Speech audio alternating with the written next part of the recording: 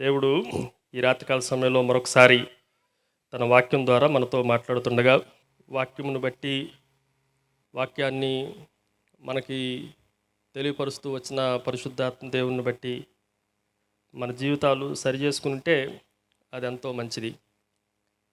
చదవబడిన వాక్య భాగంలో నుండి ఈ రాత్రికాల సమయంలో 3 విషయాలు మీకు జ్ఞాపకం చేస్తాను. మొదటిది, అందరికన్నా గొప్పవాడు మన ప్రభు అయిన యేసుక్రీస్తు. అది ఈ వచనంలో మనకు కనిపించే శ్రేష్టమైన మాట. రెండవది, ఈ వచనంలో ఉన్న మరి ప్రాముఖ్యమైన వ్యక్తి సొలొమోను, జ్ఞాని అయిన సొలొమోను. ఆయన గురించి ఈ రాత్రి కొన్ని మాటలు మనం ఆలోచన చేయాలి. ఆ తర్వాత మరొక వ్యక్తి గురించి కూడా రాయబడతా వచ్చింది. ఆమె దక్షిణ దేశపు రాణి అని రాయబడింది. ఈ రాత్రి కొంచెం జాగ్రత్తగా, మన భాషలో చెప్పాలంటే ఒళ్ళు జాగ్రత్త పెట్టుకొని ఈ రాత్రి సందేశాన్ని వినాల్సిందిగా ప్రభుపేట మనం చేస్తున్నాం. చాలా సందర్భాల్లో మన జీవితం మన ఇష్టం అని చాలా రకాలుగా భావిస్తూ ఉంటాం. దేవుని వాక్యంలో సొలొమోను అత్యంత గొప్పవాడు. సొలొమోను జ్ఞానము ఈ భూమి మీద ఎవరికి ఇవ్వబడలా. ఆయనకు ముందు కానీ ఆయన తర్వాత కానీ సొలొమోను అంత జ్ఞానవంతుడు లేడు అని దేవుని వాక్యం బోధించబడతా ఉంది. చాలా అద్భుతాలు సొలొమోను ద్వారా, సొలొమోను జీవితంలో సొలొమోను చేశాడు, దేవుడు చేయించాడు. కానీ ఒక విచారకరమైన సంఘటన ఏంటి అనంటే, సొలొమోను లోకములో పతనమైపోయాడు. సొలొమోను లోకముతో కలిసిపోయాడు. ఎంతోమందికి దేవుని గొప్పతనాన్ని తెలియజేసిన సొలొమోను జీవితం ఏమైపోయింది అనంటే, ఆయనను ఒక దినాన ఇలాగ మనందరి ముందు నిలబెట్టి నువ్వెంత దుర్మార్గుడువో అని విమర్శించే ఒక స్త్రీ, ఒక దేశపు రాణి ఉంది అన్న సత్యం మనకు కనిపిస్తూ ఉంది. ఒకవేళ మన జీవితం ముగించబడినా ఆ తర్వాత విమర్శ దినం ఒకటి రాబోతుంది. విమర్శ దినాన సొలొమోనును బాగా ఎరిగినామా, సొలొమోను గురించి పూర్తిగా తనిఖీ చేసినామా, సొలొమోను జీవితాన్ని దగ్గరగా ఉండి చూచినామా, సొలొమోను జీవితాన్ని ఇన్స్పెక్షన్ చేసినామా, ఏమని నేరస్థాపన చేయబోతుందో ఇక్కడ ఉన్న మనమంతా. నేను ఒకవేళ సంఘ కాపురినైతే సంఘ కాపురి బ్రతుకు సంఘస్థుల ఎదుట, సంఘస్థుల బతుకుని సంఘ కాపురి ఎదుట, ఒకవేళ మేము పాస్టర్స్గా నాయకత్వం వహిస్తుంటే నా జీవితం అంతా ఒక దినాన మీ అందరి ముందు, మీ జీవితాలన్నీ ఒక దినాన మనందరి ముందు దేవుడు బట్టబయలు చేసే రోజు వస్తుంది. అది కొంచెం జాగ్రత్తగా ఈ రాత్రి మనం ఆలోచన చేయాలి. 42వ వచనం ఇప్పుడు చదవండి జాగ్రత్తగా. విమర్శ సమయమున దక్షిణ దేశపు రాణి ఈ తరము వారితో, అది సొలొమోను తరము వారితో కాదు, అది ఈ తరము వారితో నిలవబడి, ఎవరి పక్షాన నిలవబడి, ఈ తరము వారితో నిలబడి ఎవరి గురించి నేరస్థాపన చేయబోతుంది అనంటే, సొలొమోను మీద ఒక రోజున విమర్శ చేయబడే అవకాశాలు ఉన్నాయి. కొంతమంది జీవితాలు చాలా అద్భుతంగా ప్రారంభించబడతాయి, కానీ ఆ జీవితాలు దేవుని కొరకే ఉన్నాయా అనంటే కొన్నిసార్లు ఉండకపోవచ్చు. ఈ రాత్రికాల సమయంలో దేవుని వాక్యంలో నుండి ఇలా విమర్శ దినాన విమర్శించబడటానికి సొలొమోను ఎందుకు అవకాశాలు ఇచ్చాడో, ఎందుకు సొలొమోను జీవితం అలాగా ముగించబడిందో కొన్ని కారణాలు దేవుని వాక్యంలో నుండి మనం నేర్చుకుందాండి. సొలొమోనుకి చాలా పేర్లు ఉన్నాయి. ఆ పేర్లన్నీ చెప్పడానికి సమయం సరిపోదు. ఆయనకి చాలా టైటిల్స్ ఉన్నాయి, చాలా బిరుదులు ఉన్నాయి. ఆ బిరుదులను బట్టి కూడా ప్రభువుని మనం, సొలొమోనుని బట్టి ప్రభువుని స్తుతించవచ్చు. సొలొమోనుకున్న విశిష్టమైన లక్షణాలు దేవుని వాక్యంలో చాలా రాయబడ్డాయి. అయితే వీటిలన్నిటినీ కొంచెం సమయానుకూలంగా మీకు జ్ఞాపకం చేసి, మనం హెచ్చరింపబడిన వారమై, సరిచేయబడిన వారమై ఈ స్థలం నుండి రాత్రి మనం వెళ్ళాలి. సొలొమోను 3 పుస్తకాలు రాశారు. జాగ్రత్తగా దేవుని మాటలు వినండి. మొదటిది ఆయన సామెతల గ్రంథం రాశారు, ఆ తర్వాత ప్రసంగి రాశారు, చివరగా పరమగీతములు దేవుని వాక్యంలో అవి ఆర్డర్లో పరిశుద్ధ గ్రంథంలో క్రమంలో అవి పొందుపరచబడ్డాయి. సొలొమోను జీవితాన్ని 3 భాగాలుగా మనం విభజన చేసి దేవుని వాక్యాన్ని విందండి. మొదటిది, సొలొమోను జీవితంలో బాల్య దినాలు ఎలా ఉన్నాయో కొన్ని మాటలు మీకు జ్ఞాపకం చేస్తాం. దేవుని వాక్యంలో ఆయన జీవితాన్ని 3 ప్రాముఖ్యమైన హెడ్డింగ్స్ కింద దేవుని వాక్యాన్ని ధ్యానం చేయొచ్చు. ఆయన బాల్య దినాలు ఎలా ఉన్నాయి అని దేవుని వాక్యంలో మనం ఆలోచన చేస్తే, రాజులు మొదటి గ్రంథంలోనికి రండి. రాజులు మొదటి గ్రంథం 3వ అధ్యాయంలోనికి జాగ్రత్తగా చూడండి. రాజులు మొదటి గ్రంథం 3వ అధ్యాయం 7వ వచనం ఇలా రాయబడింది. రాజులు మొదటి గ్రంథం 3వ అధ్యాయం 7వ వచనం. నా దేవా యెహోవా, నీవు నా తండ్రి అయిన దావీదునకు బదులు నీ దాసుడినైన నన్ను రాజుగా నియమించున్నావు. అయితే నేను బాలుడను. ఆగండి, నేను బాలుడను. నేను ఎవరిని చెప్పండి? ఆయన చెప్తున్న ఈ మాట మనం జాగ్రత్తగా ఆలోచన చేస్తే ఇది సొలొమోను యొక్క బాల్య దినముల గురించి చెప్పబడుతున్న మాట. నేను బాలుడును, నువ్వు రాజుగా చేశావు.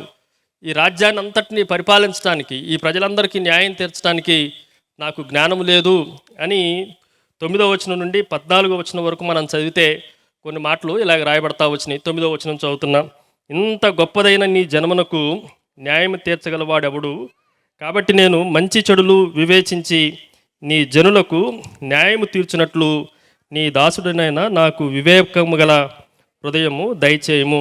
ఈ మనవి చేసినట్లుగా మనకి తెలుసు. ఆ తర్వాత ఆయనకిచ్చిన గొప్ప ఆధిక్యతలు ఏంటి అనంటే, దేవుడు ఆయనకి జ్ఞానాన్ని ఇచ్చాడు, వివేకమునిచ్చాడు. ఇంకా చెప్పాలి అంటే ఆయన అడగకుండానే ఐశ్వర్యాన్ని ఇచ్చాడు, ఘనతనిచ్చాడు, కీర్తి ప్రతిష్టలను ఇచ్చాడు, రాజ్యాన్ని ఇచ్చాడు. ఇంకొంచెం జాగ్రత్తగా ఆలోచన చేస్తే, ఈయన ఇంత పెద్దదైన ఈ రాజ్యానికి నేను న్యాయం తీర్చాలి అని ఒక న్యాయాధిపతిగా కూడా దేవుడు ఆయన్ని హెచ్చించాడు. చాలామందికి న్యాయం తీర్చిన ఆయన ఈరోజు న్యాయ విమర్శలో నిలబడిన తర్వాత ఓడిపోయిన వాడుగా కనిపిస్తూ ఉన్నాడు. ఈరోజు మనం చాలామందికి న్యాయం తీర్చవచ్చు, చాలామందికి మనం జ్ఞానం బోధించవచ్చు, చాలామందికి మనము గొప్ప గొప్ప పనులు చేయొచ్చు. కానీ ఎట్ ద ఎండింగ్ మన ముగింపు వచ్చేసరికి మన జీవితం ఎక్కడ నిలవబడుతుందో, ఎవరు నేరస్థాపన చేయటానికి అవకాశాన్ని ఇచ్చామో ఆ మాటలు కొంచెం జాగ్రత్తగా మనం ఆలోచన చేద్దండి. ఇక్కడ బాల్యం గురించి ఆలోచన చేసేటప్పుడు 3 మాటలు చెప్తాను, జాగ్రత్త వినండి. మొదటిది, ఆయన బాలుడు, బాల్యదశలో దేవుని ఎదుట సాగిలపడి ప్రార్థన చేయగలిగిన సామర్థ్యం కలిగిన వాడు అనే మాట మనకు కనిపిస్తూ ఉంది. ఒక మాటలో చెప్పాలంటే ప్రార్థనాపరుడు అని చెప్పొచ్చు. ప్రసంగి గ్రంథం 12వ అధ్యాయంలో ఆయన ప్రజలందరికీ చెప్పిన మాట, నీ బాల్య దినముల యందే నీ సృష్టికర్త అయిన యెహోవాను స్మరణకు తెచ్చుకొనుము. అలాగే బాల్య దినాల్లోనే దేవుణ్ణి స్మరించిన వాడు, ప్రార్థన చేసిన వాడు, బాల్య దినముల్లోనే దేవుని యొక్క జ్ఞానమును ఆయన సంపాదించుకున్నవాడు, బాల్య దినముల్లోనే రాజ్యాన్ని పరిపాలించడానికి కావలసిన హంగులన్నిటినీ సంపాదించుకున్నవాడు. ప్రార్థనా జీవితం ఉంది, పరిపాలనా జీవితం ఉంది, జ్ఞానవంతమైన జీవితం కూడా ఆయన బాల్యములోనే సంపాదించుకున్నాడు అని చెప్పడానికి ఎక్కడా సంకోచించాల్సిన విషయం లేదు. ఒక మాటలో చెప్పాలంటే బాల్యం అంతా భక్తిగా ఉంది. బాల్యం అంతా ఎలా ఉంది చెప్పండి? చాలా భక్తిగా, చాలా ప్రార్థనాపూర్వకంగా, చాలా పరిశుద్ధంగా ఆయన జీవితం మనకి కనిపిస్తూ ఉంది. కొంచెం బాల్యం నుండి వయసు పెరిగింది, యవనస్తుడయ్యాడు, నడి వయసు వచ్చింది. నడి వయసు వచ్చిన తర్వాత ఆయన జీవితాన్ని పరిశీలన చేస్తే రెండో భాగాన్ని మీకు జ్ఞాపకం చేస్తున్నాం. బాల్యదశ ఏంటో మీకు జ్ఞాపకం చేశాం. అది చాలా ప్రార్థనాపూర్వకంగా, పరిశుద్ధంగానే మనకు కనిపిస్తూ ఉంది. రెండో విషయాన్ని మనం ఆలోచన చేస్తే, యవన కాలంలో, నడి వయసులో ఆయన జీవితాన్ని మనం ఆలోచన చేయాలి. యవన కాలం అంతా చక్కగా దేవునికి అనుకూలంగానే మనకు కనిపిస్తూ ఉండడు. యవన కాలంలో కూడా కొన్ని మాటలు మనం ఆలోచన చేస్తే, యవన కాలంలో ఉన్న కొన్ని మాటలు మీకు జ్ఞాపకం చేస్తాయి. ఇదే రాజుల మొదటి గ్రంథం 4వ అధ్యాయం 32వ వచనంలో ఈయన నడి వయసులో యవన కాలంలో ఉండి ఆయన చేసిన కొన్ని ప్రాముఖ్యమైన విషయాలు మనం నేర్చుకుందండి. 4వ అధ్యాయం 32వ వచనం. అతడు 3000 సామెతలను చెప్పెను, 1005 కీర్తనలను రచించను. ఒక మాటలో చెప్పాలంటే ఎన్నో సామెతలు చెప్పిన వాడుగా, 3000 పైచిలకు సామెతలు చెప్పిన వాడుగా, 1005 కీర్తనలు రాసిన వాడుగా దేవుని వాక్యంలో మనకు కనిపిస్తూ ఉంది. ఆయన నడి వయసులో కానీ బాల్య దశలో కానీ దేవుని మీద చాలా సంకీర్తనలు రాశాడు. దేవుని గురించిన సామెతలు ఎన్నో మనకి సామెతల గ్రంథంలోనే 31 అధ్యాయాల్లో అనేక సామెతలు మనకు కనిపిస్తూ ఉన్నాయి. సుమారుగా 3000 సామెతలు రాసినట్లుగా దేవుని వాక్యంలో మనకు కనిపిస్తూ ఉంది. దినవృత్తాంతాల గ్రంథంలో మధ్య వయసులో యవన ప్రాయంలో ఆయన చేసిన మరొక మాట మీకు జ్ఞాపకం చేస్తా. దినవృత్తాంతాలు 2వ గ్రంథం 7వ అధ్యాయం 11వ వచనం. 7వ అధ్యాయం 11వ వచనం. దినవృత్తాంతాలు 2వ గ్రంథం 7వ అధ్యాయం 11వ వచనం. ఆ ప్రకారము సొలొమోను యెహోవా మందిరమును రాజనగరును కట్టించి, చాలండి. ఆయన ఇంకా యవన కాలంలో చేసిన గొప్ప కార్యాల్లో మరొక కార్యం ఏంటి అనంటే దేవుని మందిరాన్ని కట్టించాడు. చాలా అద్భుతంగా దేవుని మందిరాన్ని కట్టించాడు. ఇంకెవడు దేవుని మందిరాన్ని అలా కట్టించడానికి అర్హత కలిగిన వాడు కానీ జ్ఞానం కలిగిన వాడు కానీ ఎవరు కనిపించరు. అంత అద్భుతంగా అంత యోగ్యంగా దేవుని మందిరాన్ని కట్టించిన వాడుగా కనిపిస్తూ ఉన్నాడు. దేవుని మందిరం ఉన్న ఆ పరిశుద్ధ పట్టణాన్ని కూడా, దేవుని పట్టణము అని పిలువబడుతున్న యెరూషలేమును కూడా, ఆ పట్టణాన్ని, ఆ నగరాన్ని కూడా చాలా అద్భుతంగా కట్టించిన వాడు, చాలా ప్లాన్డ్గా కట్టించిన వాడుగా సొలొమోను జీవితం మనకు కనిపిస్తూ ఉంది. ఈ మాటను కూడా జాగ్రత్తగా వినండి. బాల్యంలో చాలా చాలా భక్తిగా పరిశుద్ధంగా జీవించిన వాడు, ప్రార్థనాపూర్వకంగా దేవుణ్ణి ఆశ్రయించిన వాడు. యవన కాలం వచ్చేసరికి మంచి రచనలు చేశాడు, మంచి పాటలు పాడాడు, మంచి సంకీర్తనలు, సామెతలు చాలా జాగ్రత్తగా ప్రజలందరికీ చెప్తూ వచ్చాడు. మందిరాన్ని కట్టించాడు. ఇంకా చెప్పాలంటే మంచి పట్టణాన్ని కూడా, నగరాన్ని కూడా ఆయన కట్టించినట్లుగా దేవుని వాక్యంలో రాయబడతా ఉంది. యవన కాలం కూడా చాలా అద్భుతంగానే, నడి వయసు కూడా చాలా అద్భుతంగానే దేవునికి ప్రీతికరంగానే కనిపిస్తూ ఉంది. మూడవ విషయాన్ని మనం ఆలోచన చేద్దాం. మొదటిది బాల్యం అయిపోయింది, రెండవది నడి వయసు అయిపోయింది, మధ్య వయసు అయిపోయింది. మూడవ విషయాన్ని మనం ఆలోచన చేస్తే వృద్ధాప్యంలోనికి వచ్చాడు. దేవుడు జ్ఞానమును గురించి నాకు వివేకం కావాలి అని ప్రార్థన చేస్తే సొలొమోనుకు దీర్ఘాయుషువు కూడా ఇచ్చినట్లుగా, అనేక సంవత్సరాలు బ్రతుకున్నట్లుగా దీర్ఘాయుషమంతుడిగా కూడా దేవుడు దీవించాడు. ఇప్పుడు ఆయన వృద్ధాప్యంలోనికి వచ్చిన తర్వాత ఆయన గురించి ఒక మాట మనం ఆలోచన చేద్దండి. రాజులు మొదటి గ్రంథం 11వ అధ్యాయానికి రండి. రాజులు మొదటి గ్రంథం 11వ అధ్యాయంలో ఒక మాట, ఆ అధ్యాయం మొత్తం ఈ రాత్రి మనం ఆలోచన చేయాల్సిన అధ్యాయం. అందులో నుండి 4వ వచనం నేను చదువుతున్నా, జాగ్రత్తగా చూడండి. రాజులు మొదటి గ్రంథం 11వ అధ్యాయం 4వ వచనం. సొలొమోను వృద్ధుడైనప్పుడు అతని భార్యలు అతని హృదయమును ఇతర దేవతల తట్టు త్రిప్పగా, అతని తండ్రి అయిన దావీదు హృదయము వలె అతని హృదయము దేవుడైన యెహోవా ఎడల యథార్థము కాకపోయెను. వృద్ధాప్యముకు వచ్చేసరికి ఏమైందంటే చెప్పండి, సొలొమోను జీవితం ఏమైపోయింది? జాగ్రత్తగా వింటున్నారు కదా ఈ రాత్రికాల సమయంలో. భార్యలను చేసుకునటం బట్టి, అనేక మంది పరస్త్రీలను చేసుకునటం బట్టి వాళ్ళు దేవుని వైపు ఉన్న హృదయాన్ని త్రిప్పివేయగా, అతడు అన్య దేవతల వైపున తమ హృదయాన్ని త్రిప్పబడినట్లుగా దేవుని వాక్యంలో రాయబడతా ఉంది. చివరికి ఆయన జీవితం ముగింపు సరికి వచ్చేసరికి ఆయన జీవితం పరిశుద్ధంగా లేదు, ప్రార్థనాపూర్వకంగా లేదు, దేవునికి ప్రీతికరంగా లేదు, దేవునికి ప్రతికూలంగా మారిపోయాడు. ఒక మాటలో చెప్పాలంటే జీవితం బాగా ప్రారంభించబడింది, కానీ జీవితాన్ని ముగించే టైంకి సొలొమోను జీవితము దేవునికి ప్రతికూలంగా, దేవునికి ఇష్టం లేకుండా అయిపోయింది. ఈరోజు కొంచెం జాగ్రత్తగా వినండి. చాలా సందర్భాల్లో క్రైస్తవ విశ్వాస జీవితం, అది సేవకుని జీవితమే కానీ, ఒకవేళ అది విశ్వాస జీవితమే కానీ, ఒక సర్వసాధారణమైన ఒక వ్యక్తి జీవితం ప్రారంభంలో చాలా బాగుంటుంది. దేవుణ్ణి ఎరిగిన తొలి దినాల్లో చాలా అద్భుతంగా ఉంటా ఉంది.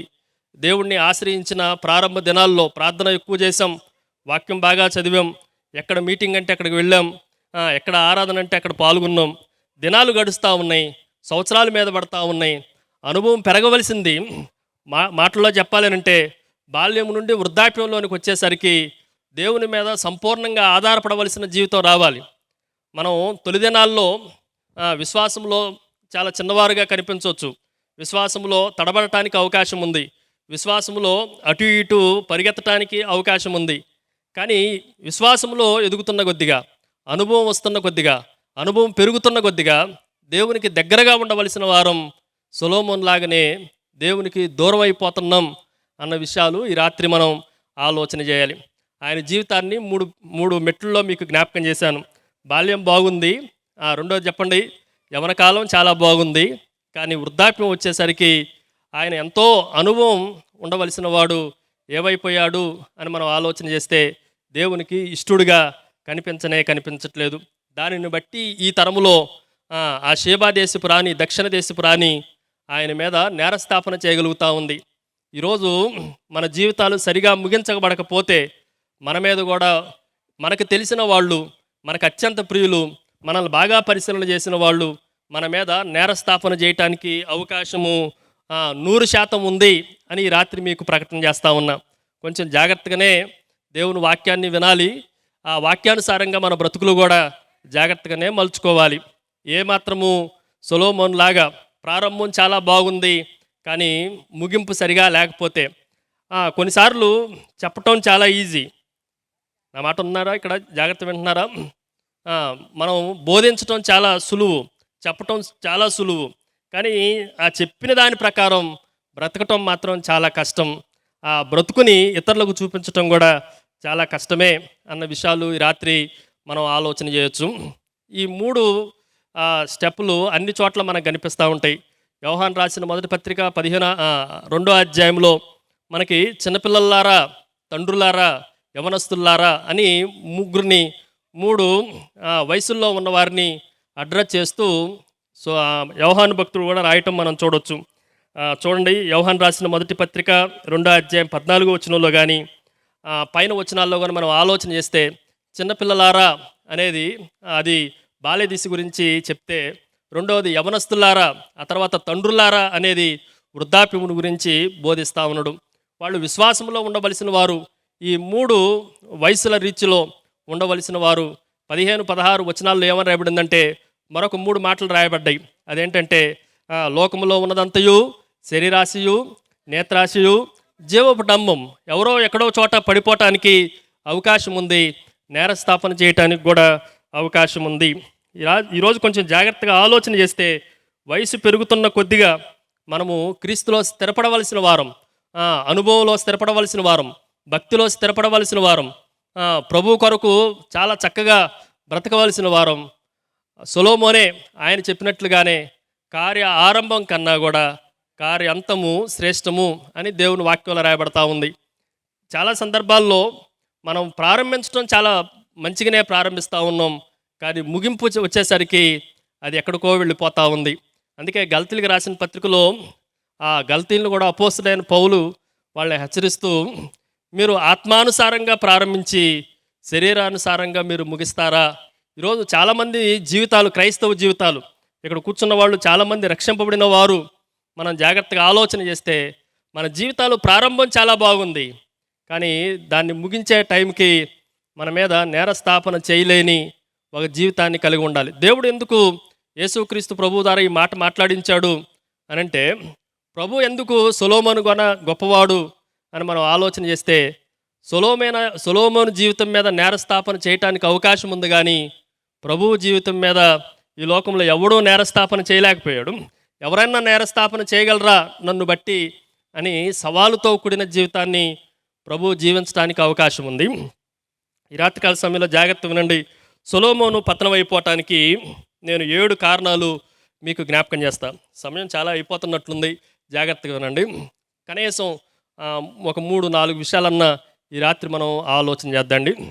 ఈరోజు చాలా సందర్భాల్లో ఆధ్యాత్మికంగా ఎదిగిన మనం, ఆత్మీయంగా ఎరిగిన మనం, వాక్యాన్ని బాగా తెలిసిన మనం, అన్ని విషయాల్లో అన్ని అవగాహనలు ఉన్న మనం ఎందుకు పతనమైపోతున్నాం, ఎందుకు పాడైపోతున్నాం, ఎందుకు విమర్శకు లోనవుతా ఉన్నాం, ఎందుకు మనల్ని చాలామంది విమర్శిస్తూ ఉన్నారు అని దేవుని వాక్యంలో పరిశీలన చేస్తే సొలొమోను పతనం అవటానికి అతి ప్రాముఖ్యమైన విషయాలు ఈ రాత్రి మీకు జ్ఞాపకం చేస్తాను. నెంబర్ 1, జాగ్రత్తగా నోట్స్ రాసుకోండి, జాగ్రత్తగా వినేవాళ్ళు జాగ్రత్తగా వినండి.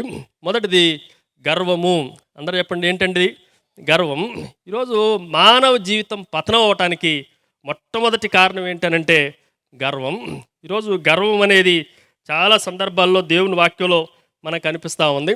ఈయన అన్ని విషయాల్లో ఏది కావాలంటే అది ప్రభు ఇచ్చాడు. దేవుడు ఇచ్చాడే ఇవ్వలేదా? కేవలం జ్ఞానం కావాలి, నాకు విజ్ఞానం కావాలి, వీళ్ళందరినీ విమర్శించడానికి, వీళ్ళందరినీ న్యాయం తీర్చడానికి నాకు తెలివిని వివేచన ఇవ్వు అని ప్రభువుని అడిగితే ప్రభు ఈయనకి అడగకుండానే కావలసిన వాటిలన్నిటిని ఇచ్చాడు. రాజ్యాలు పెరుగుతూ ఉన్నాయి, చాలా విషయాలు ఆయన సంగ్రహిస్తూ ఉన్నాడు. ఎన్నో వాటిల్లో విజయాన్ని పొందినవాడు, మందిరాన్ని కట్టినవాడు, ఇంకా చెప్పాలంటే చాలా రచనలు చేసినవాడు, దేవుని మీద చాలా ప్రేమ కలిగిన వాడు. కానీ ఒక రోజున ఇంత చేశా కదా, ఇంత ఉంది కదా అనేసి లోబడి తగ్గి ఉండవలసిన వాడు చాలా గర్వించినట్లుగా దేవుని వాక్యంలో మనకు కనిపిస్తూ ఉంది. కొంతమంది స్థిరపడిన తరువాత గర్విస్తూ ఉంటారు. మనం సొలొమోను తర్వాత ఉన్న రాజులందరినీ జాగ్రత్తగా ఆలోచన చేస్తే, యోధా రాజులే కానీ ఇశ్రాయేలు రాజులే కానీ చాలామంది గర్వముతో వారి జీవితాలు పతనం చేసుకున్నారు. 1-2 సందర్భాలు మీకు జ్ఞాపకం చేస్తా. దినవృత్తాంతాలు 2వ గ్రంథంలోనికి రండి. దినవృత్తాంతాలు 2వ గ్రంథం 26వ అధ్యాయం. దినవృత్తాంతాలు 2వ గ్రంథం 26వ అధ్యాయం 16వ వచనం. ఇది ఒక దేవుని సేవకుడు, రాజుగా ఉన్నవాడు గురించి చెప్తున్న మాటలు. అయితే అతడు స్థిరపడిన తరువాత అతడు మనసున గర్వించి చెడిపోయెను. చాలండి. అతడు మనసున గర్వించి చెడిపోయెను. ఎప్పుడు అంట? స్థిరపడిన తరువాత, దేవుడు ఆశీర్వదించిన తర్వాత, దేవుడు కావలసిన వాటిలన్నింటినీ సమకూర్చిన తర్వాత, ఎస్టాబ్లిష్డ్ అయిన తర్వాత, సొలొమోను రాజ్యం కూడా ఇంకెవరు ఆయనను కదిలించలేరు అన్న తర్వాత, ఇంకెవడు సింహాసనం మీద కూర్చుంటానికి సాహసించట్లేదు, ఇంకెవరు ఏ రాజకుమారులు ఆయనను కదిలించట్లేదు. జ్ఞానములో స్థిరపడ్డాడు, దేవుని మందిరములో కట్టడంలో స్థిరపరచబడ్డాడు. అన్ని విషయాల్లో స్థిరపరచబడిన తర్వాత సొలొమోను జీవితం కూడా ఏమైపోయిందంటే గర్వం వచ్చేసా ఉంది.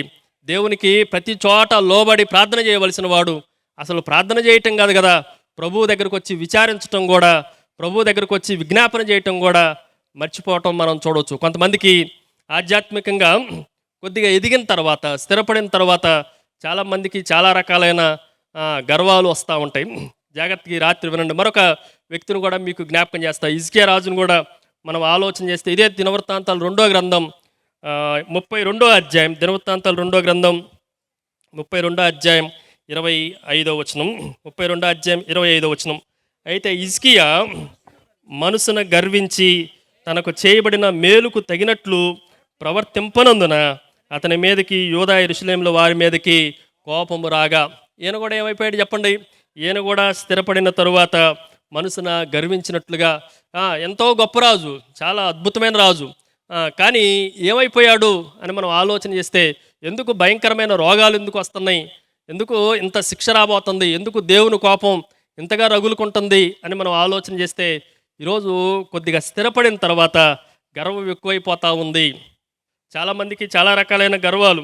కొంతమంది విశ్వాసులకు కూడా గర్వం, మా భక్తి జీవితం, మా ప్రార్థనా జీవితం చాలా అద్భుతంగా ఉంది అని వాళ్ళకు ఒక గర్వం. కొంచెం పాటలు పాడే అవకాశం ఉంటే పాటలు పాడే వాళ్ళకు కూడా గర్వం.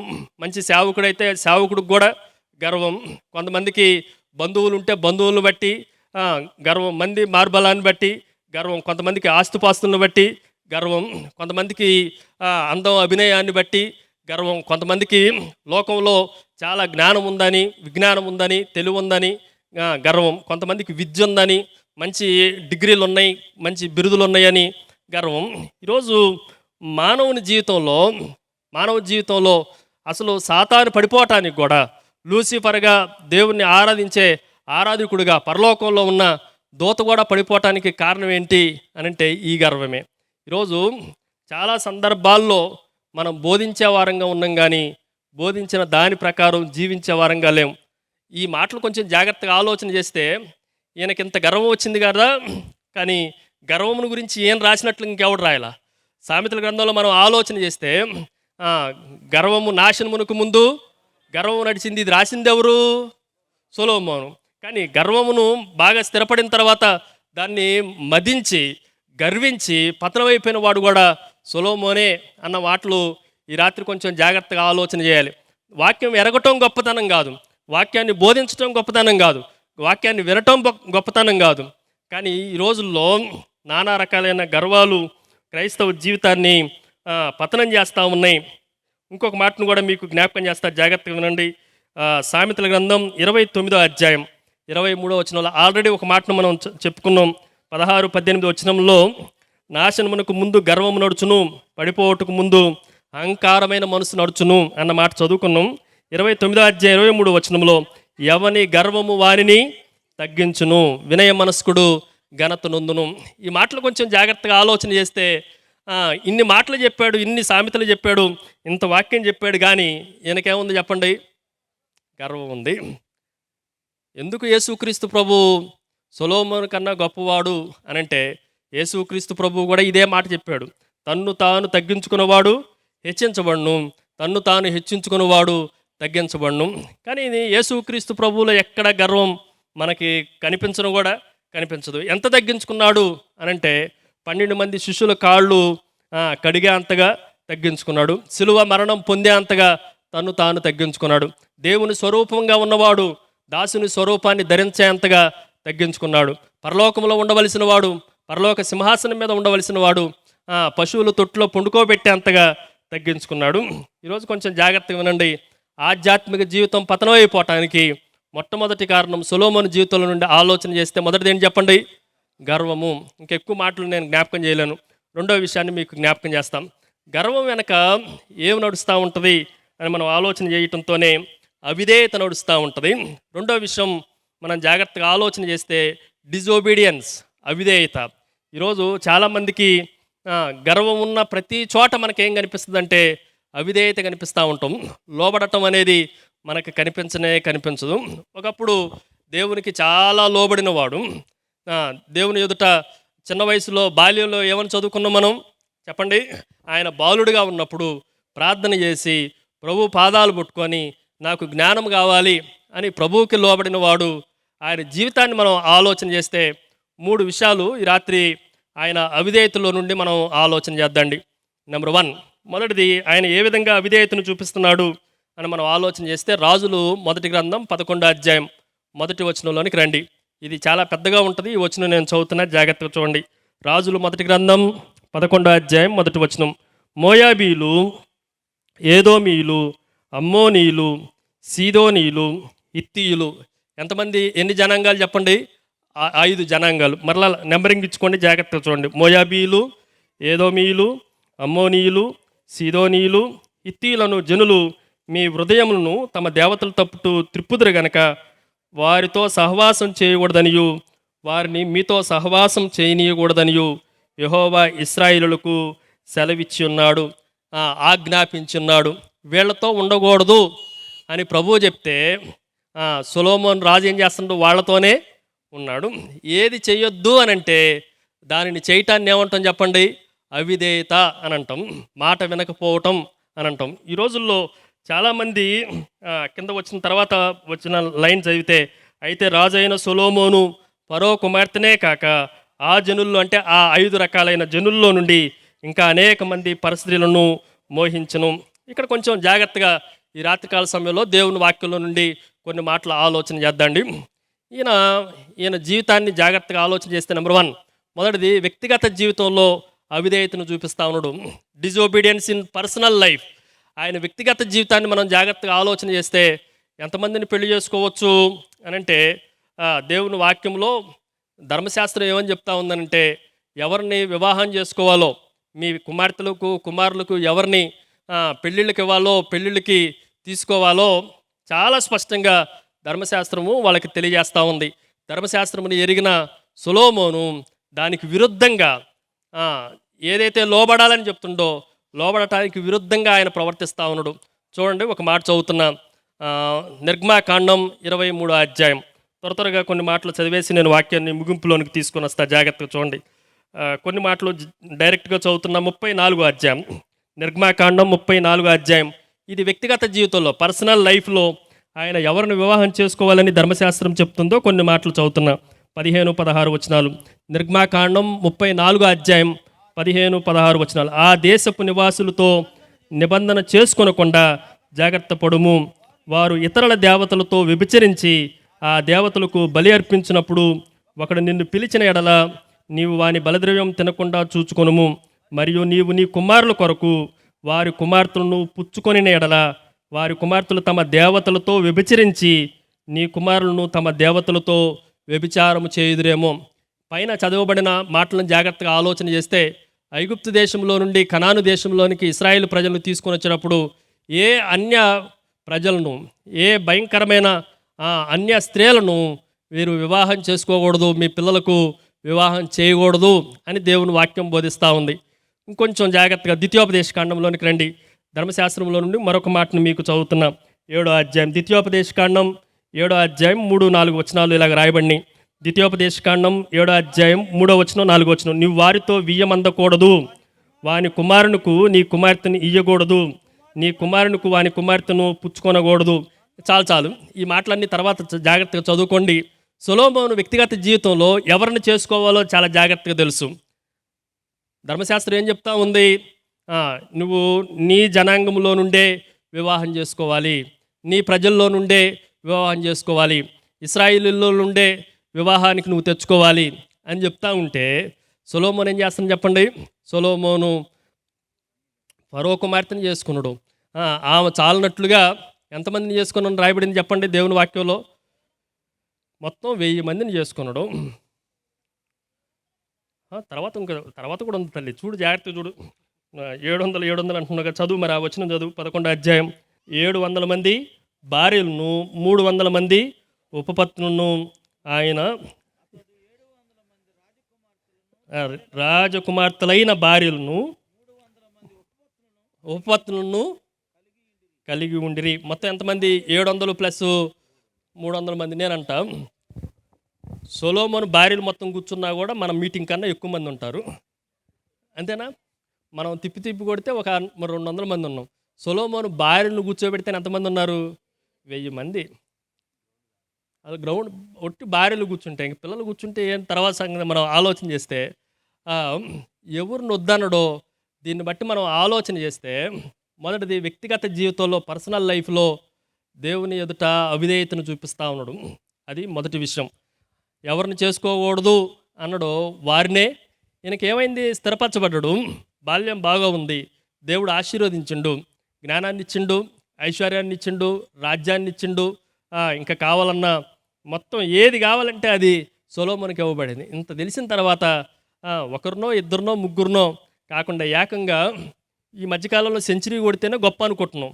ఈయన క్రికెట్లో తెలుసు కదా, డబల్ సెంచరీ ఇప్పుడు వరకు, త్రిబుల్ సెంచరీ వరకే కొట్టగలిగిండు. బ్రెయిన్ లారా అనేవాడు ఒక్కడే 400 కొట్టగలిగిండు, కానీ ఈయన 1000 కొట్టిండు. మనం జాగ్రత్తగా ఆలోచన చేస్తే మిలీనియం 1000 అనేది కొంచెం జాగ్రత్తగా మనం అంతమంది పేర్లు, వాళ్ళ పుట్టినరోజులు, వాళ్ళ చావుల రోజులు ఈ గుర్తుపెట్టుకోవటం అంత ఈజీ కాదు. కానీ సొలొమోను కనపడ్డ వాళ్ళందరినీ పెళ్లి చేసుకున్నాడు. వద్దు అన్న వాళ్ళని, దేవునికి వ్యతిరేకంగా ఉన్న వాళ్ళని వ్యక్తిగత జీవితాన్ని బట్టి అవిధేయతను చూపించండి. రెండోది డిజోబీడియన్స్ ఇన్ ప్రొఫెషనల్ లైఫ్. రెండోది జాగ్రత్తగా ఆలోచన చేస్తే వృత్తి జీవితం కూడా ఒకటి ఉంది. ఆయన వృత్తి ఏంటంటే రాజు. ఎవరు చెప్పండి? ఆయన రాజు. రాజుని గురించి కూడా ధర్మశాస్త్రం ఏం చెప్తుంది అని మనం ఆలోచన చేస్తే ఇదే ద్వితీయోపదేశకాండం 17వ అధ్యాయానికి రండి. ద్వితీయోపదేశకాండం 17వ అధ్యాయంలో రాజు కూడా ఎలా ఉండాలో దేవుని వాక్యంలో ధర్మశాస్త్రంలో చెప్పబడతా వచ్చింది. 14వ వచనం చూడండి. 14వ వచనం. నీ దేవుడైన యెహోవా నీకిచ్చుచున్న దేశమున నీవు ప్రవేశించి దాన్ని స్వాధీనపరుచుకొని అందులో నివసించి నా చుట్టూనున్న సమస్త జనము వలె నా మీద రాజుగా అనుకునే ఎడల నీ దేవుడైన యెహోవా ఏర్పరచు వారిని ఆవశ్యకముగా నీ మీద రాజుగా నియమించుకొనవలను. ఆయన గురించి చెప్తూ 17వ వచనం. తన హృదయము తొలగిపోకుండానట్లు అతడు అనేక స్త్రీలను వివాహం చేసుకొనకూడదు. ఏమని రాయబడింది? ప్రొఫెషనల్ లైఫ్లో ఏమని రాయబడింది? ధర్మశాస్త్రంలో ఏమని రాయబడింది? రాజు అయితే అనేక మంది స్త్రీలను వివాహం చేసుకొనకూడదు. కానీ సొలొమోను ఏం చేసిండు? నువ్వెంత, నీ వాక్యం ఎంత, నీ ధర్మశాస్త్రం ఎంత, నేను లోబడను, విధేయత చూపించనన్నట్లుగా 1000 మందిని వివాహం చేసుకునటం విధేయత చూపించటం, అవిధేయత చూపించటమా? జాగ్రత్తగా చూడండి, జాగ్రత్తగా చెప్పండి. అవిధేయత చూపించటం పర్సనల్ లైఫ్లో, వ్యక్తిగత జీవితంలో ఆయన అవిధేయత చూపిస్తూ ఉన్నాడు. రెండోది ప్రొఫెషనల్ లైఫ్లో, రాజుగా ఉన్న జీవితంలో కూడా రాజు ఎలా ఉండాలో నియమ నిబంధనలు ఉన్నాయి, సేవకుడు ఎలా ఉండాలో నియమ నిబంధనలు ఉన్నాయి. సేవకుడు కూడా ఎలా ఉంది చెప్పండి? ఒకళ్ళు చేసుకోవాలా, ఇద్దరు చేసుకోవచ్చు అన్న సేవకులు చెప్పండి. ఏకపత్ని పురుషుడు అని ఉంది. సేవకుడు అంటే ఎంతమంది ఉండాలి? ఒక భార్య ఉండాలి. ఒకవేళ సేవకుడు 3 సంఘాలు ఉంటే ముగ్గురు 3 చోట్ల ఉంటున్నారు, అది వేరు. వాళ్ళు ఒక రోజున విమర్శ దినమున ఎక్కడికి రాబడతారు? సొలొమోన్ని విమర్శించడానికి. అంత జ్ఞానం కలిగిన వాడు, బైబిల్లో 3 పుస్తకాలు రాయబడిన వాడు, దేవుని మందిరాన్ని కట్టించిన వాడు, అమోఘమైన వాడు. అలాంటి వాడి పరిస్థితే న్యాయ విమర్శలోనికి వస్తే మనముల్ని దేవుడు ఊరకనే వదిలిపెట్టడు. ఈ రాత్రి కొంచెం జాగ్రత్తగా ఉండండి. మూడో విషయం మనం ఆలోచన చేస్తే, మూడోది it is a spiritual life. ఆత్మీయ జీవితంలో కూడా సొలొమోను అవిధేయతను చూపిస్తూ ఉన్నాడు. వ్యక్తిగత జీవితంలో సొలొమోను అవిధేయతను చూపించాడు. రెండోది రాజుగా ఉన్న జీవితంలో, ప్రొఫెషనల్ జీవితంలో, వృత్తి జీవితంలో కూడా ఆయన అవిధేయతను చూపిస్తూ ఉన్నాడు. మూడోది ఆధ్యాత్మిక జీవితంలో కూడా ఒక మాటను చదువుతున్నా చూడండి. ఆధ్యాత్మిక జీవితంలో ఆయన ఎలాగూ అవిధేయతను చూపిస్తున్నాడు. రాజుల మొదటి గ్రంథం 11వ అధ్యాయం. ఆ అధ్యాయంలో నుండి కొన్ని వచనాలు ఈ రాత్రి మీకు జ్ఞాపకం చేస్తున్నా, జాగ్రత్తగా వినండి. రాజుల మొదటి గ్రంథం 11వ అధ్యాయం 5వ వచనం. సొలొమోను అష్టరోతు అను సీదోనీల దేవతను, మిల్కోము అను అమ్మోనీల హేయమైన దేవతను అనుసరించి నడిచెను. సొలొమోను కేమోషు అని మోయాబీల హేయమైన దేవతను, మొలేకు అని అమ్మోనీల హేయమైన దేవతకు యెరూషలేము ఎదుట ఉన్న కొండ మీద బలిపీఠములను కట్టించి. ఆయన జీవితం ఒకప్పుడు ఎవరిని పూజించిన వాడు, ఎవరిని సాగిలపడిన వాడు, ఎవరికి అర్పణ తీసుకొచ్చిన వాడు, ఎవరి ఎదుట ప్రార్థన చేసిన వాడు, ఇలాంటి ఆలోచన చేస్తే నిజదేవుణ్ణి వదిలిపెట్టి ఇప్పుడు నానా రకాలైన దేవతల దగ్గరికి వెళ్ళి వాటి ఎదుట సాగిలపడతా ఉన్నాడు, వాటికి నమస్కరిస్తూ ఉన్నాడు, వాటిని వెంబడిస్తూ ఉన్నాడు. అంత మాత్రమే కాదు, దేవుని మందిరాన్ని కట్టించిన వాడు వాటికి కూడా ఏం చేస్తాం చెప్పండి, మందిరాలు కట్టిస్తూ ఉన్నాడు. ఇంకొంచెం జాగ్రత్తగా ఆలోచన చేస్తే ఇంత పాడైపోయినా కూడా దేవుడు 2 సార్లు హెచ్చరిక చేస్తూ ఉన్నాడు. ఆ కింద వచనాలు మనం చదివితే అదే 11వ అధ్యాయం 9వ వచనం చూడండి, 9-10 వచనాలు. ఇశ్రాయేలు దేవుడైన యెహోవా అతనికి 2 మార్లు, ఒక మారు కాదు, ఎన్ని మార్లు చెప్పండి, 2 మార్లు ప్రత్యక్షమై నీవు ఇతర దేవతలను వెంబడింపవలదని అతనికి ఆజ్ఞాపించినను సొలొమోను హృదయము ఆయన యొద్ద నుండి తొలగిపోయెను. ఒక మాటలో చెప్పాలి అనంటే ఆయన ఆధ్యాత్మిక జీవితంలో కూడా, స్పిరిచువల్ లైఫ్లో కూడా అవిధేయతను చూపిస్తూ ఉన్నాడు. వ్యక్తిగత జీవితంలో అవిధేయతను చూసాము. రెండోది రాజుగా ఉన్న వృత్తి జీవితంలో అవిధేయతను చూపిస్తూ ఉన్నాము. మూడోది ఆయన ఆధ్యాత్మిక జీవితంలో కూడా అవిధేయత చూపిస్తూ ఉన్నాం. కొంచెం జాగ్రత్తగా ఉండండి. ఈరోజు మనం కూడా అనేక పర్యాయాలు అవిధేయత చూపిస్తూ ఉన్నాం. చాలా సందర్భాల్లో విశ్వాసులు పైన ఉన్న సేవకునికి విధేయత చూపించట్లా. సేవకునికే విధేయత చూపించకపోతే ఇక దేవునికేమి విధేయత చూపిస్తారండి? సేవకుడు రేపు 8 గంటలకి, చివరి రోజున 8 గంటలకి స్టార్టింగ్ అంటే 8 గంటలకు వస్తే విధేయత చూపించినట్లు. నేను సర్దుకొని కార్తీక దీపం చూసి అవి చూసి 9 గంటలకి 10 గంటలకు వస్తానంటే దాన్ని అవిధేయత అంటాం. జాగ్రత్త వినండి. మన అవిధేయత అంతటినీ దేవుడు ఒక రోజున విమర్శ దినాన బట్టబయలు చేస్తాడు. ఆయన ఏమి దాచిపెట్టేవాడు కాదు. పతనం అయిపోవటానికి సొలొమోను జీవితంలో 2 కారణాలు మీకు జ్ఞాపకం చేశాను. మొదటి కారణం ఏమని చెప్పాను? మొదటి కారణం గర్వము. రెండో కారణం మనం ఆలోచన చేస్తే, రెండో కారణము అవిధేయత. మూడో కారణాన్ని మీకు జ్ఞాపకం చేస్తా. మూడో కారణం మనం ఆలోచన చేస్తే, సొలొమోను జీవితాన్ని ఇంత పతనం అయిపోతున్నప్పుడు సొలొమోను జీవితంలో ఉండవలసిన వాడు లేడు. ఆయన ఎవరంటే దైవజనుడు లేడు.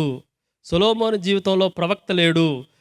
సొలొమోను జీవితంలో సరిచేసేవాడు లేడు. ఇది అత్యంత భయంకరమైంది. సొలొమోను రాజుగా స్థిరపడ్డాడు. సొలొమోను జ్ఞానానికి మించిన జ్ఞాని ఎవ్వడు ఆ టైంలో కనిపించట్లేదు. అందరి దగ్గర ప్రవక్తలు ఉన్నారు కానీ, అన్ని తర్వాత రెహబాము దగ్గర ప్రవక్తలు ఉన్నారు కానీ, సొలొమోను పీరియడ్లో 40 years ఒక్క ప్రవక్త కూడా కనిపించలా. ఒక్క దైవజనుడి పేరు కూడా రాయబడలా. ఈరోజు దేవుని వాక్యంలో కొంచెం జాగ్రత్తగా ఆలోచన చేస్తే, ఎందుకు ఇంత గర్వం వచ్చింది, ఎందుకు ఇంత అవిధేయత చూపిస్తూ ఉన్నాడు అంటే, ఆయనను సరిచేసేవాడు లేడు. ఈరోజు మనకు కూడా ఒకవేళ అవిధేయత వస్తే, మనకు కూడా ఒకవేళ గర్వం వస్తే, మిమ్మల్ని సరిచేయటానికి, మీ ఎదుట దేవుని వాక్యాన్ని బోధించడానికి 3 రోజులు సభలు పెట్టి మిమ్మల్ని హెచ్చరించడానికి ఇక్కడ దైవజనులు ఉన్నారు.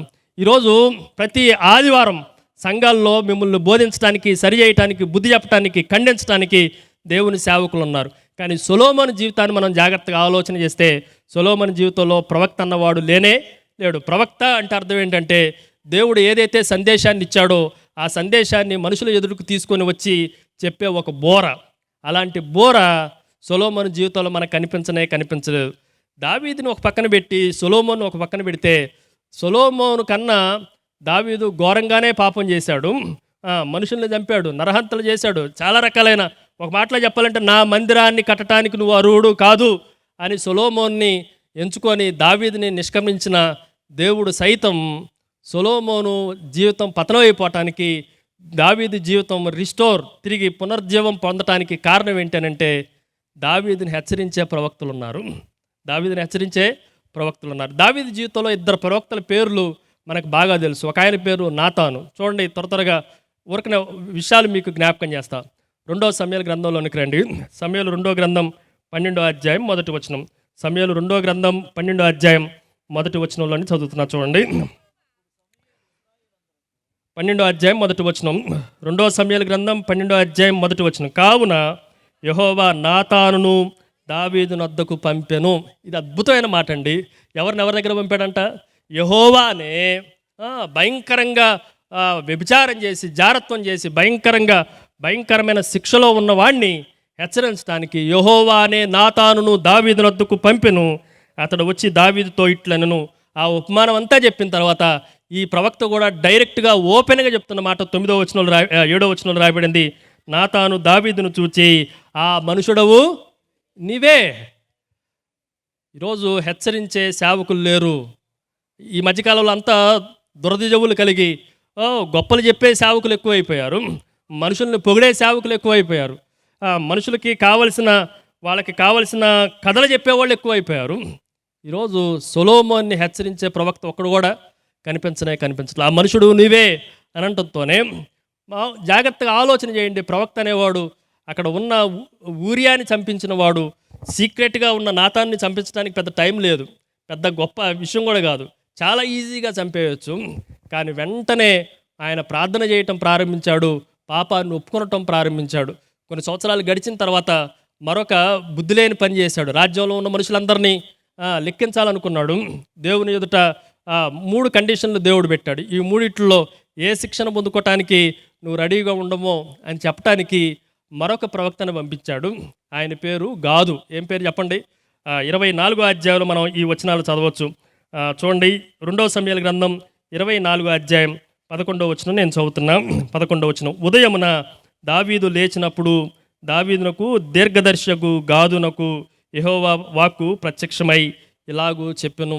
సో గాదు హెచ్చరించిన మాటలన్నీ మనకు కనిపిస్తూ ఉన్నాయి. ఆయన అనుభవ జీవితంలో నుండి దావీదు చెప్పిన మాట ఏంటంటే, చూడండి, కీర్తన గ్రంథంలో ఒక మాట చదివేసి నేను వాక్యాన్ని ముగింపులోనికి తీసుకొని వస్తాను. చూడండి, దావీదు రాసిన కీర్తన 141వ కీర్తన 5వ వచనం ఇలాగ రాయబడింది. 141వ కీర్తన 5వ వచనం. నీతిమంతులు నన్ను కొట్టుట, చెప్పండి. ఎంత అద్భుతమైన మాట అంటే, దావీదు ఎందుకు అంత అద్భుతంగా ఆశీర్వదించబడ్డాడంటే, నా హృదయానుసారుడు అనబడించుకొనబడ్డంటే ఆయన ఈ వచనం చాలా అద్భుతమైన వచనం. నీతిమంతులు నన్ను కొట్టుట నాకు ఉపకారం, వారు నన్ను గద్దించుట నాకు తైలాభిషేకం. సొలొమోను జీవితంలో ఇది లేదు. సొలొమోను పతనం అయిపోవటానికి కారణం ఏంటంటే క్రమశిక్షణ రాహిత్య జీవితం. ఆయనకి డిసిప్లైన్ లేదు. ఆయనను శిక్షించటం మనకు కనిపించట్లే. కానీ సొలొమోను రాసిన సామెతలన్నీ చదివితే ఎంత అద్భుతంగా ఉంటాయంటే, బాలుడు నడవలసిన త్రోవను వానికి నేర్పించుము, వాడు పెద్దవాడైనప్పుడు దాని నుండి తొలగిపోడు. బాలుడిని గద్దించుట నేర్చుకోవాల్సిందే. బాలుడిని బెత్తంతో కొడితేనే వాడు మూఢత్వాన్ని ఇంత చెప్పాడు. కానీ ఈయనని కొట్టడానికి, బెత్తం వాడటానికి ఈయన పైన ఒక ప్రవక్త కానీ, ఒక సేవకుడు కానీ, ఒక యోధుడు కానీ ఎవరు కనిపించట్లా. ఈరోజు ఇక్కడ ఉన్న వాళ్ళందరికీ ఒక మాట చెప్తా. అసలు ప్రవక్త లేని, దైవజనుడు లేని, సరిచేసేవాళ్ళు లేని సొలొమోనే షేబా దేశపు రాణి ఎదుట విమర్శలోనికి వస్తే, ఈరోజు ఇక్కడ ఉన్న సేవకులందరిని బట్టి వాక్యం వినేవా అనేక పర్యాయాలు, అనేక సార్లు, అనేక ఆదివారాలు, అనేక మీటింగుల్లో వాక్యం వింటున్న మనల్ని న్యాయ విమర్శలు ఏమన్నా తట్టుకోగలుగుతాం మనం? చెప్పండి. ఈ సేవకుడు చెప్పలేదా, నిన్ను గద్దించలేదా, నిన్ను తిట్టలేదా, నిన్ను అరవలేదా, ఎన్నిసార్లు నిన్ను బోధించినా నువ్వెందుకు మారు మనసు పొందలేదు, ఎందుకింత పతనావస్థలోనికి వెళ్ళిపోయాను అని అంటే, దేవుని ఎదుట మనం చెప్పటానికి నోట్లో నుండి ఒక్క మాట కూడా మనకు కనిపించదు. ఇది 3వ విషయాన్ని మీకు జ్ఞాపకం చేస్తున్నాం. జాగ్రత్తగా వినండి. దేవుని వాక్యంలో మొదటిది, సొలొమోను పతనం అయిపోవటానికి మొట్టమొదటి కారణం దేవుని వాక్యంలో మనం ఆలోచన చేస్తే మొట్టమొదటి కారణం ఏంటి చెప్పండి? గర్వం. భయంకరమైన గర్వం సొలొమోను జీవితాన్ని పతనావస్థలోనికి తీసుకుని వచ్చింది.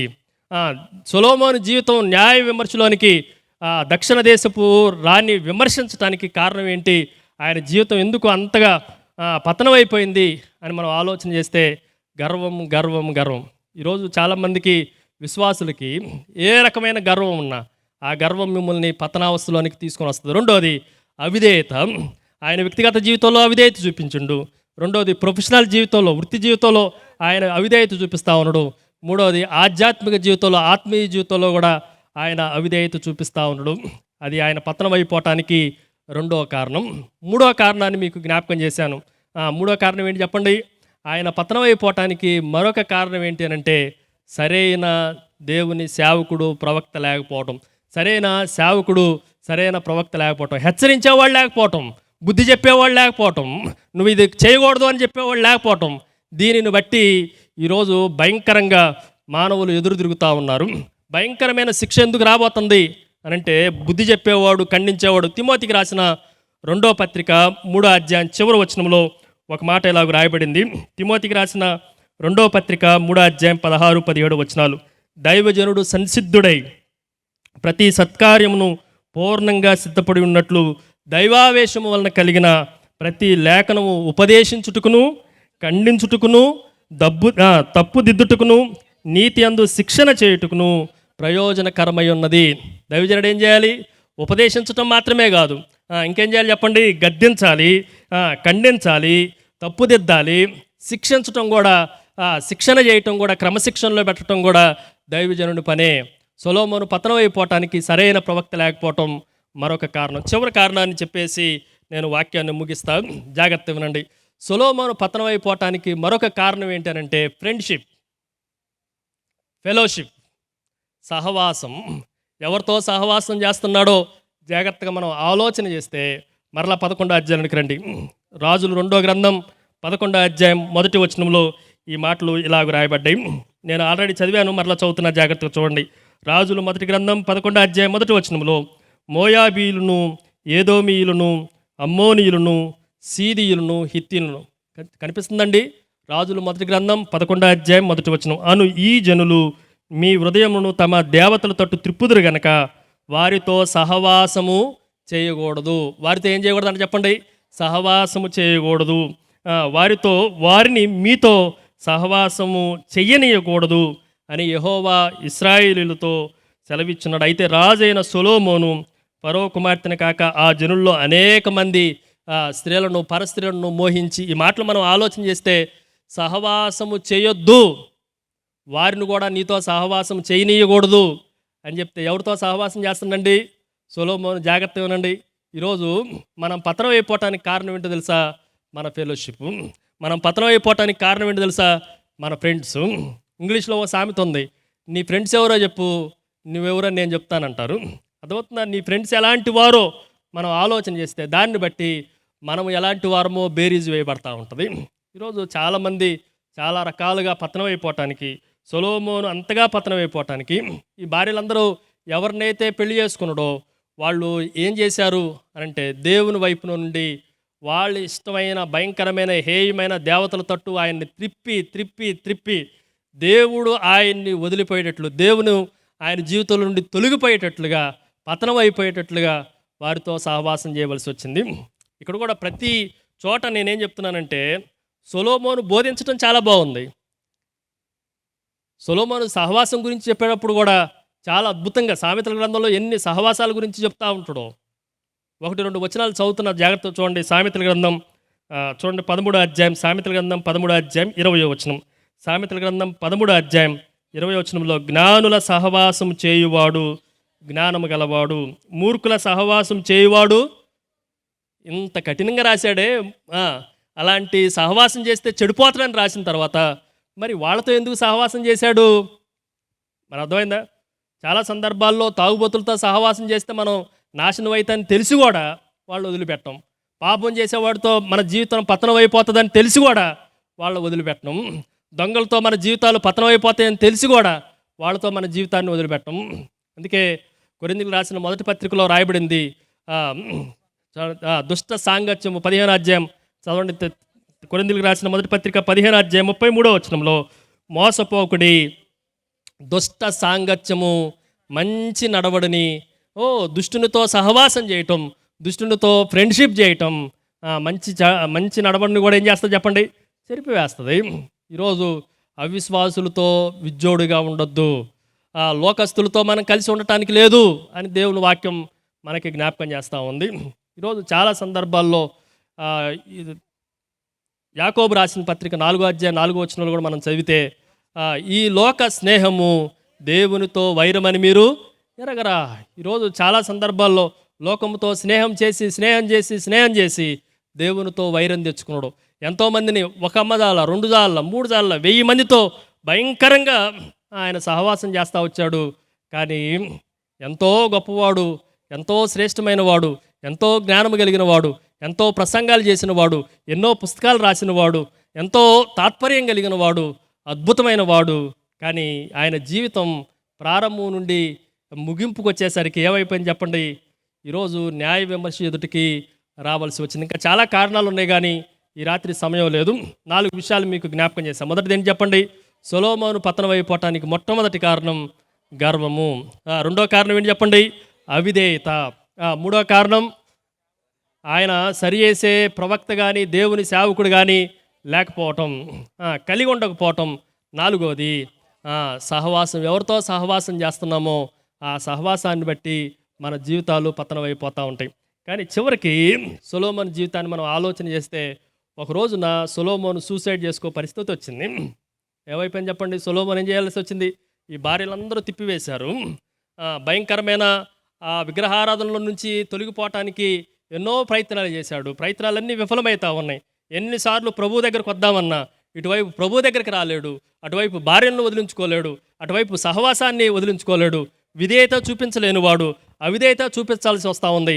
ఒకవైపు నా జ్ఞానిగా కనిపిస్తూ ఉన్నాడు, కానీ ఆయన ఎంత ఫూలిష్నెస్, ఆయన అంత మూర్ఖుడు ఎవడో లేడు అన్నట్లుగా సొలొమోను జీవితం అయిపోతే, ఈ రెండింటి మధ్యలో ఇరుకున పడిపోయి భయంకరంగా సూసైడ్ చేసుకోవటానికి, ఆత్మహత్య చేసుకోవటానికి ప్రయత్నం చేసి, ఆత్మహత్య చివరి సమయంలో మరలా దేవుడు కనికరించాడు. దేవుడు తన మీద ప్రేమ చూపించాడు. ఆ ప్రేమకు ఆయన బానిస అయిపోయాడు. ఆ ప్రేమకు బానిస అయిన తర్వాత రాసిన పుస్తకమే పరమగీతములు. నీ ప్రేమ మరణము కన్నా శ్రేష్టమైనది, నీ ప్రేమ మరణమును కన్నా మించింది, ఈర్ష్య పాతాళము కన్నా కఠోరమైనది. ఈరోజు ఆ పరలోకపు ప్రేమను ఎరిగిన సొలొమోను మరలా రీస్టోర్ చేయబడ్డాడు. ఎప్పుడు అనంటే చనిపోయే ముందు రీస్టోర్ చేయబడ్డాడు. కానీ ఇక్కడున్న మనందరికీ ఒకవేళ ఎక్కడన్నా చిన్న చిన్న లోపాలు ఉంటే, ఎక్కడన్నా మన విశ్వాస జీవితంలో ఎక్కడన్నా చిన్న చిన్న లోపాలు ఉంటే, మనం మరణించక మునిపే మనం భక్తి జీవితంలో సరి చేసుకుంటే న్యాయ విమర్శ మనకు ఉండనే ఉండదు. కానీ సరి చేసుకోకుండా నా ఇష్టం, నా జీవితం, నేను ఎంతమందినైనా చేసుకుంటా, ఏదైనా చేస్తా, ఎవరితో అయినా సంబంధం లేదు, ఏం పాస్టర్ మాట విన్ను, ఎవడి మాట విన్ను, నాకు చాలా జ్ఞానం తెలుసు, నా అంత జ్ఞానం కలిగిన వాడు లేడు, అది ఇది అని అనుకుంటే, ఒక రోజున తెలిసిన వారందరి ముందు దేవుడిని నిలబెట్టి న్యాయ విమర్శలోనికి తీసుకొని వస్తుంది. ఆ దినాన మనం కనిపించము. కొంచెం జాగ్రత్తగా ఆలోచన చేయండి. ఈ రాత్రికాల సమయంలో దేవుడు మనకిచ్చిన ఈ సమయంలో, దేవుడు మనల్ని పిలిచిన ఈ సమయంలో ప్రారంభం కన్నా ముగింపు ఎంతో శ్రేష్టంగా ఉండాలి. ఆ ముగింపును ముగించిన ఒక గొప్ప దేవుని సేవకుడు అపోస్తులైన పౌలు ఏం చెప్తుందంటే, విశ్వాసమును కాపాడుకుంటుని, నా పరుగు కడముట్టించి తిని, ఏం చేయబడింది? నా పోరాడి తిని. ఎంత అద్భుతం అంటే, సొలొమోను ఒక పక్కన పెడితే మంచివాడే, కానీ చివరికి వస్తే విశ్వాసము లేకుండా పోయింది, పరుగు పందెంలో ఓడిపోయాడు. ఇంకా చెప్పాలంటే ఆయనకి ఏ కిరీటాలు, భూమి మీద చాలా కిరీటాలు సంపాదించాడు, కానీ పరలోకంలో కిరీటాలు లేకుండా పోయినాయి. కానీ ఒకప్పుడు దుష్టుడు, దుర్మార్గుడు, హితుడు, హింసకుడు, హానికరుడు, భయంకరమైన జీవితాన్ని జీవించిన వాడు ప్రభు ముగింపు జీవితానికి వచ్చేకల్లా ఆయన గురించిన విషయాలు ఎంత అద్భుతంగా రాయబడతా ఉన్నాయి. నాకు మాత్రమే కాక తన ప్రత్యక్షతను అపేక్షించు వారందరికీ నీతి కరటము ఉంచబడింది అని ధైర్యంగా చెప్పగలిగిన వాడు ఈరోజు మన ఎదుట సొలొమోను జీవితం ఉంచబడతా వచ్చింది. ఈరోజు ఒకవేళ మనం కూడా పతనం అయిపోవటానికి గర్వం కారణం కావచ్చేమో, అవిధేయత కారణం కావచ్చేమో, ఒకవేళ దేవుని సేవకుని మాట వినకపోవటం, దేవుడి సేవకుడు హెచ్చరించిన హెచ్చరికలు ఖాతరు చేయకపోవటం కారణం కావచ్చేమో. భయంకరమైన సహవాసాలు ఈ మధ్యకాలంలో ఫ్రెండ్షిప్లు ఎక్కువైపోయినాయి. లోకంలో ఉన్న ఫ్రెండ్షిప్లు గందరగోళమైన ఫ్రెండ్షిప్లు ఎక్కువైపోయినాయి. వాటిలో నుండి విడిపింపబడితే మన జీవితాలు ప్రభు కొరకు భద్రపరచుకోవటం చాలా సులువు. ఒకవేళ వాటిల్లోనే మిగిలిపోతే మనల్ని ఒక రోజున విమర్శించడానికి మనకు తెలిసిన వాళ్ళే మన ఎదుట నిలబడతారు. ప్రభు ఎంతైనా నమ్మదగిన వాడు, ఆయన ఏమాత్రము మనల్ని విడిచిపెట్టేవాడు కాదు.